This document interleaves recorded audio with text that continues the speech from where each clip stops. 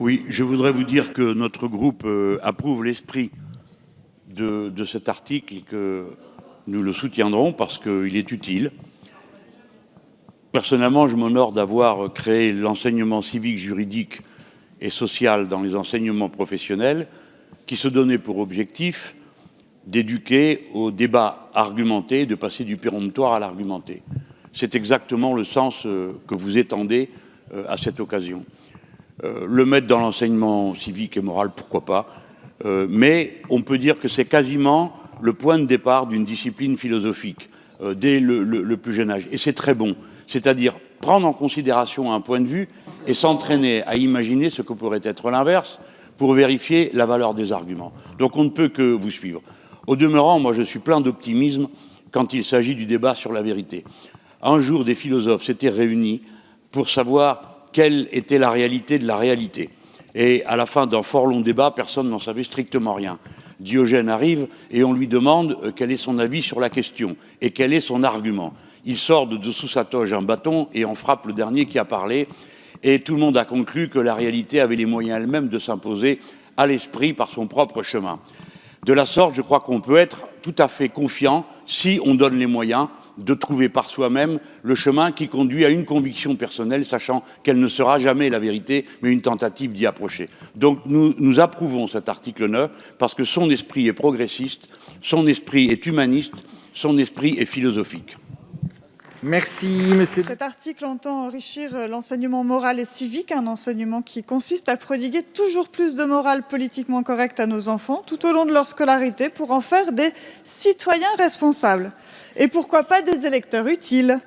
Cet article risque de faire de l'éducation nationale un organe d'endoctrinement, d'en faire un lieu d'apprentissage. Et oui, d'en faire un lieu d'apprentissage de la bonne morale gouvernementale qui nous dira ce qui est vrai et ce qui est faux, ce qui est bon et ce qui est mauvais. On en revient au camp du bien et au camp du mal, encore une fois. Mais enfin, l'enseignement dans notre pays est un enseignement non dogmatique. Mais tout à fait. Il se fait, d'une part, avec des contenus de savoir qui sont établis de manière académique par des gens dont c'est le métier que d'établir ces savoirs. Ils sont imparfaits, ils sont perfectibles, nous le savons tous, mais il n'y a pas d'enseignement dogmatique en France, ça n'existe pas, sauf quand c'est de l'enseignement religieux, parce que c'est le seul qui ne peut pas être soumis à la raison et qui suppose la foi. Mais l'enseignement en France est un enseignement de liberté de l'esprit. C'est d'ailleurs lié à l'identité même de la patrie républicaine, si vous ne le savez pas. Je suis très surpris. Monsieur Dupont-Aignan, j'apprécie la qualité de vos raisonnements, même quand j'en désapprouve les prémices et la conclusion, et j'ai déposé une demande de scrutin public pour vous être agréable parce que vous avez dit que vous n'étiez pas en état de faire cette demande. Mais je suis bien curieux de voir maintenant qui va voter comment. Comment on oserait dire à l'Assemblée nationale que l'éducation est autre chose qu'un apprentissage de méthode? Voilà, madame, la réponse. Par exemple, si quelqu'un affirme que la Terre est plate et qu'une bande d'énergumènes s'arrange pour diffuser une information pareille, nous savons comment rétablir la vérité. Ça s'appelle la science, figurez-vous, qui prouve que la Terre est ronde. Et ainsi de suite. Nous n'avons pas l'intention d'enseigner ce qu'il faut croire. Nous avons l'intention d'enseigner comment on peut trouver et s'avancer vers la vérité. Ça n'a rien à voir avec le dogmatisme. Et n'accusez pas ceux qui vont voter cet article 9 de se faire les agents de je ne sais quel endoctrinement, parce qu'ici, je ne crois pas qu'il y ait une seule personne qui ait idée d'enrégimenter un enfant. Car quel que soit son état d'esprit, nous les considérons tous comme nos propres enfants et nous ne voulons pour eux que le meilleur, c'est-à-dire leur liberté d'esprit. Merci. Je crois nous n'avions pas besoin d'un nouvel article cosmétique, mais en voici un nouveau bel exemple avec l'article 9 quater. Après vous être attaqué aux médias eux-mêmes grâce au CSA, maintenant vous voulez être bien certain que les élèves ne seront pas bernés par de vraies fausses informations et vous vous servez donc de l'article L332-5 du Code de l'éducation qui dispose actuellement que pour les enfants scolarisés au collège, une initiation technologique ainsi qu'une éducation aux médias et à l'information est requise. Et comme trop souvent, à ce qui était un principe simple, vous y ajoutez votre touche à vous. C'est ce que vous faites ici en voulant rendre obligatoire une formation à l'analyse critique de l'information disponible. Encore une fois, vous ajoutez une fioriture, mais pour apporter quoi? Pas grand-chose en réalité. Ah si, peut-être une chose en fait, un peu plus de contrôle et de formatage. Et vous faites ça avec une certaine dextérité, car naturellement, c'est au nom d'une vision éducative. L'idée initiale était pourtant noble, car c'est bien en instruisant nos enfants que nous leur permettrons de développer un esprit critique capable de discerner entre la bonne et la mauvaise information. Mais soyons lucides, ce n'est pas par l'ajout de ce type de formule que nous allons permettre à nos enfants de trier le bon grain de l'ivraie. Plus encore, lorsque l'on ne sait pas comment ni par qui nos enfants devraient être formés, il y a de quoi s'inquiéter. C'est pourquoi je demande la suppression de cet article qui a une portée essentiellement idéologique et politique. Merci. Franchement, vous allez d'une intervention à l'autre, Madame Ménard, je vous écoute avec vraiment beaucoup d'intérêt, mais quand vous dites devant l'Assemblée nationale, le rôle de l'école n'est pas de créer des citoyens, alors vraiment, on se demande à quoi croyez-vous que serve l'école? Car l'école n'est pas seulement une machine à gorger de savoir, c'est une machine qui sert, en transmettant des savoirs, à aider la jeune personne à se construire en tant que personne. Les savoirs n'ont que cette fonction, madame.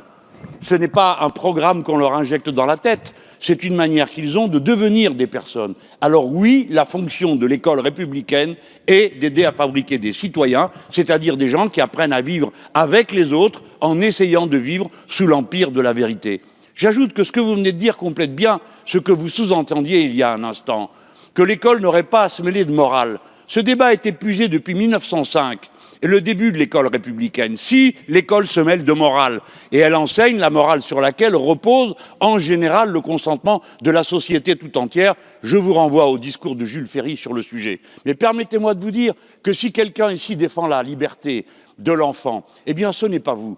Car tous les gens civilisés savent que les enfants ne sont pas la propriété de leurs parents et que si c'est le devoir des parents de leur transmettre la morale à laquelle ils croient pour les raisons qui leur appartiennent, la jeune personne doit être mise en situation de pouvoir aussi contester le point de vue de leurs parents. Et c'est la raison pour laquelle, dans cet acte de contestation qu'il a construit comme personne, elle prend appui sur le savoir, la science et la morale civique, madame. C'est pourquoi tout à l'heure je me suis permis de vous citer Victor Hugo qui disait la même chose à vos prédécesseurs sur le même banc. Si vous le pouviez, vous feriez des ratures dans le cerveau des gens, des ratures pour les empêcher de penser librement, sous prétexte de défendre la liberté. Merci. C'est un amendement de suppression. Amendement de suppression de l'article. De l'article 9 sexies. En lisant cet article, en effet, je m'interroge, quel est le lien entre la formation que les centres de formation des apprentis donnent sur le développement des connaissances, des compétences et de la culture nécessaires à l'exercice de la citoyenneté et la suite de la phrase proposée dans cette proposition de loi, à savoir « y compris dans l'utilisation de l'Internet et des services de communication au public en ligne ». Je ne comprends pas en quoi l'exercice de la citoyenneté doit être subordonné à un enseignement sur des fausses informations dont la définition, encore une fois, est plus que douteuse. Encore une fois, ce qui est prioritaire pour les centres de formation des apprentis, n'est-ce pas tout simplement le fait de transmettre une formation, l'apprentissage d'un métier qui donnera un avenir professionnel à nos apprentis. Alors j'ai du mal à comprendre comment cette proposition de loi sur les fausses informations peut intervenir dans ce domaine. J'ai d'autant plus de mal à comprendre quand on sait que le projet de loi pour la liberté de choisir son avenir professionnel a été discuté il n'y a même pas 15 jours. Et surtout, je m'interroge sur le bien fondé d'une telle politique. Que voulez-vous pour les apprentis ? Est-ce que vous voulez qu'ils apprennent leur métier ou est-ce que vous voulez qu'ils apprennent à utiliser Internet et les services de communication en ligne ? Alors cet article tombe très mal à propos, à mon avis. Il n'insiste que sur la citoyenneté, encore une fois, et non pas sur la formation globale et entière des apprentis. C'est pourquoi je demande sa suppression. Non mais ça devient le monde à l'envers. C'est moi qui vais défendre un texte qui n'est pas le mien. Mais écoutez, madame, j'ai déjà entendu 100 fois cette sornette, madame Ménard. Alors, parce qu'ils sont en apprentissage, parce qu'ils sont dans la voie professionnelle, ne leur cassez pas les pieds, ne leur parlez pas d'art, ne leur parlez pas de littérature, ne leur parlez pas de droit civique, ça ne sert à rien. Mais ce n'est pas de jeunes dont vous parlez, c'est des robots. Nous parlons de jeunes à qui on ouvre l'esprit critique. Et je vais vous dire une bonne chose. Oui, je vais vous dire une bonne chose. Quand on fait la formation, par exemple, dans le bâtiment, et qu'on apprend l'enseignement civique, juridique et social, et qu'on apprend à passer à l'argumentaire, à l'argumenter plutôt qu'au péremptoire, on pose toujours une question au chef d'entreprise, au chef d'équipe. Je l'ai fait. Qu'est-ce que vous préférez? Un gars qui crie fort pour donner les ordres ou un gars qui s'explique assez pour que tout le monde comprenne les ordres? Eh bien, c'est là que vous voyez que l'esprit critique, exactement, la capacité de comprendre et de discerner ce qui est dit est fondamentale et est une formation professionnelle. Quand on est un bon citoyen, on est un meilleur exécutant de son métier. Monsieur le Président, il y a presque un mois, au début de l'examen de cette proposition de loi, alors que la majorité appuyée par le gouvernement tentait de présenter cette proposition sur la manipulation de l'information, j'ai été prise à partie par Madame le ministre qui nous faisait part de sa gêne et de son embarras de constater que j'avais pu oser déposer un amendement pour supprimer le délit d'entrave à l'IVG. Puisque nous en sommes à combattre les fausses informations, je constate que, Madame la ministre, vous en usez avec une certaine dextérité, car ce que j'ai demandé, ce n'est pas ce que vous avez dit, mais la suppression de la loi du 20 mars 2017 relative à l'extension du délit d'entrave à l'IVG, ce qui est tout à fait différent. Et puisque, Madame la ministre, vous faisiez part de votre gêne et de votre embarras, je vais vous faire part des miens lorsque je constate qu'en France, il y a des sujets sanctuarisés par la doxa et dont on n'a plus le droit de parler. Ce que je dis ne mérite pas des cris d'orfraie, au contraire. Je défends tout simplement l'idée que lorsque les sujets sont extrêmement sensibles, extrêmement humains, des drames, comme le disait Simone Veil dans cet hémicycle dans le cas de l'avortement, il soit possible d'en parler, non pas pour défendre son bout de gras, mais pour mieux informer. Et nous sommes bien ici dans le cadre d'une proposition de loi sur l'information. Car lorsque je vais sur le site du gouvernement pour regarder ce qui se dit sur l'avortement, je trouve des informations pratiques sur les délais, les sortes d'IVG, médicamenteuses, chirurgicales ou instrumentales. Et à aucun moment on ne parle d'embryon, de fœtus, ou même, risquons le terme, d'enfant à naître. Rien. On ne dit rien. On ne parle pas non plus des femmes qui subissent un avortement et qui peuvent mal le vivre, allant pour certaines jusqu'à faire des dépressions. Que si certaines semblent bien le vivre, et elles existent, d'autres parlent de manque, de vide, et parfois même d'envie de mourir, et celles-là existent aussi. Ce que je défends ici, c'est tout simplement de permettre à toutes ces femmes de poser un choix libre. Et pour qu'il le soit, il me semble que la liberté d'expression des sites alternatifs à ceux du gouvernement doit être protégée. Je ne crois pas que cela soit si scandaleux. Merci. Vous demandez la suppression du délit d'entrave. L'entrave est un délit et nous voulons le punir.